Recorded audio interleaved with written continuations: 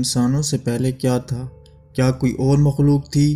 اگر تھی تو اب کہاں ہے؟ آج ہم بات کریں گے ڈائناسور کے بارے میں، جنہوں نے 174 ملین سال حکومت کی، جو کہ لگ بھگ بنتے ہیں 17 کروڑ 40 لاکھ سال۔ اور یہ ایک بہت ہی انٹرسٹنگ فیکٹ بھی ہے، اتنے سالوں تک انہوں نے زمین پر راج کیا۔ لیکن اصل بات یہ ہے کہ یہ اب کہاں ہے۔ تو آج ہم ڈائناسور کو ایکسپلور کریں گے، تو اپنی سیٹ بیلٹ باندھ لیجئے، اور چینل پر نیو ہیں تو چینل کو سبسکرائب کر دیجئے، کیونکہ میں ایسی ویڈیوز لاتا رہتا ہوں۔ ڈائناسور ایک بڑا گروپ تھا جانوروں کا، جو کہ لگ بھگ 240 ملین سے 230 ملین سال پہلے اس دنیا میں آئے اور 66 ملین سال پہلے اس دنیا پر اپنا قبضہ جمائی رکھا۔ دوستو، ٹریاسک پیریڈ آج سے 201 سے 250 ملین سال پہلے کا وقت، جب دنیا کے سارے بر اعظم ایک جزیرے پر قائم تھے، یا ایک سب کنٹیننٹ پر، جسے پینجیا کہا جاتا ہے۔ پینجیا مطلب پوری دنیا، اور اس وقت کی زمین آج کی زمین سے الگ تھی، اور اسی پیریڈ میں ڈائناسور بھی نمودار ہوئے۔ اس کے بعد وقت شروع ہوتا ہے جوراسک پیریڈ کا، جو کہ 208 سے 106 ملین سال پہلے کا وقت ہے۔ اس دوران پینجیا نے دوبارہ ڈوبنا شروع کر دیا اور دو بڑے جزائر میں شامل ہو گیا، جسے لاوریسیا اور گونڈوانا کہا جاتا ہے۔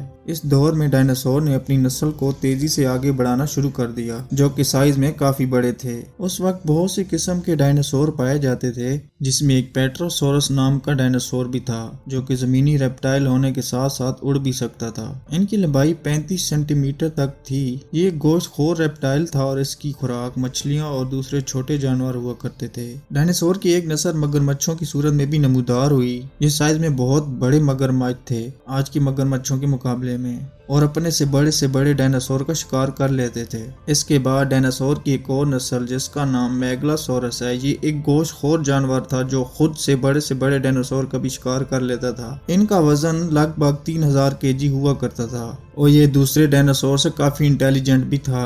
اور اگر ان کی رنگت کو دیکھا جائے تو ابھی تک ان کی رنگت کا کسی کے پاس کوئی ثبوت نہیں ہے، کیونکہ رنگت کا پتہ لگانے کے لیے کسی مخصوص کیمیائی مادے کا استعمال کیا جاتا ہے، لیکن فوسلز بننے کے بعد اس کا پتہ لگانا ناممکن ہے۔ اس کے بعد ڈائناسور کی ایک اور نسل، جس کا نام سوروپوڈز تھا، جو کہ سائز میں بہت زیادہ بڑے تھے۔ ان کی لمبی گردن، چھوٹا سر اور بڑی دم ہوتی تھی، اور ان کا وزن 77 ٹنز تک ہوا کرتا تھا۔ یہ ہسٹری کے زمین پر رہنے والے سب سے بڑے جانور تھے، جبکہ سمندر میں رہنے والی بلیو ویل ان ڈائناسوروں سے کافی بڑی تھی۔ اس کے بعد اس وقت کا سب سے چھوٹا ڈائناسور، جس کا نام کومپسوگناتھس تھا، ان کا سائز مرغی جتنا تھا۔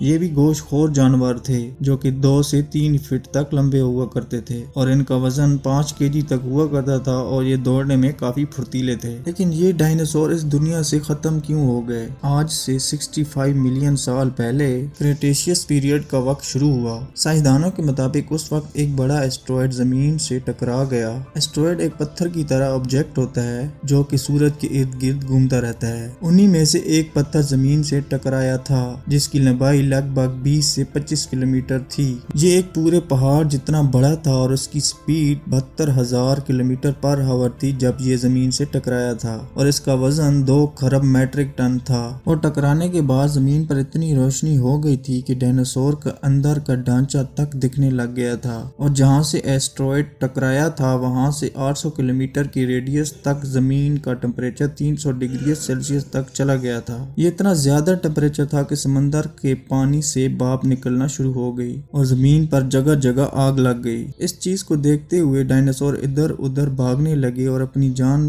بچانے لگے، لیکن یہ ان سے بچ نہ سکے، اور اسی وقت ان کی موت ہو گئی تھی۔ اور کچھ ریپٹائل جو کہ سمندر میں رہتے تھے، وہ اپنی جان بچانے میں کامیاب ہو گئے تھے۔ ڈائناسور کے ساتھ ساتھ بہت سارے اور بھی جانور اس میں مارے گئے تھے۔ دوستو، کیا ڈائناسور اب بھی واپس آ سکتے ہیں؟ تو اس لحاظ سے ابھی یہ ممکن نہیں ہے۔ بہرحال سچ کیا ہے یہ صرف اللہ جانتا ہے، کیونکہ یہ صرف ایک تھیوری ہے۔ میں امید کرتا ہوں کہ آپ کو میری ویڈیو پسند آئی ہوگی۔ اگر آپ چینل پر نیو ہیں تو پلیز چینل کو سبسکرائب کر دیں، اور ویڈیو کو لائک اور شیئر کر دیں۔